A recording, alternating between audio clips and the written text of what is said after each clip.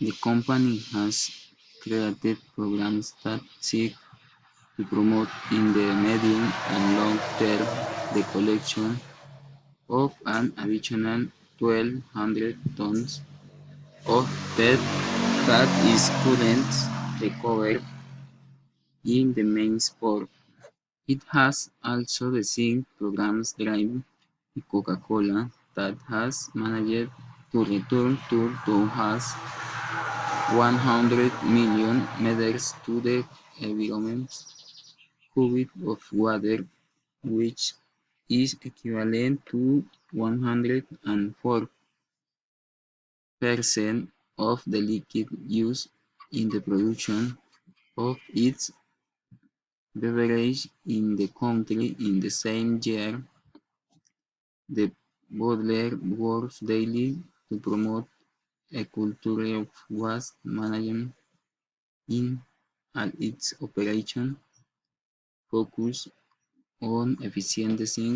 integration of recycled materials in packaging and post-consumer collection. Coca-Cola FEMSA has invested in the development of its PET packaging, making it lighter and integrating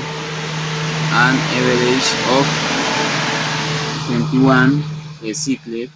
PET resin in line with its 2020 goal of reaching an average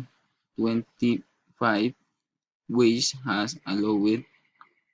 saving of more than 25,000 tons of PET resin since. Similarly, the company launched in May 2019 the Movimiento Re program in alliance with other companies in the beverage industry, Bavaria, Coca-Cola Company, Postobon, and PepsiCo. ENCA encouraged and received with which the aim is to strengthen the system for the collection and recycling of used post-consumer materials, mainly PET bottles in Barranquilla, Cartagena, and Santa Marta. More than 300 recyclers will benefit from this project in the region, with training sessions, route optimization, and activities to strengthen their relationship with the communities. The objective for the next 18 months will be collect an additional 1,200 tons of PET, which is currently being recovered in the region. In terms of efficient water use, in 2018,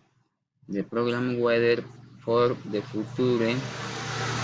promoted by Coca-Cola FEMSA and Coca-Cola Company and developed by the Nature Conservancy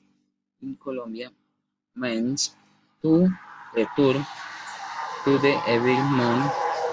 2 million cubic meters of water,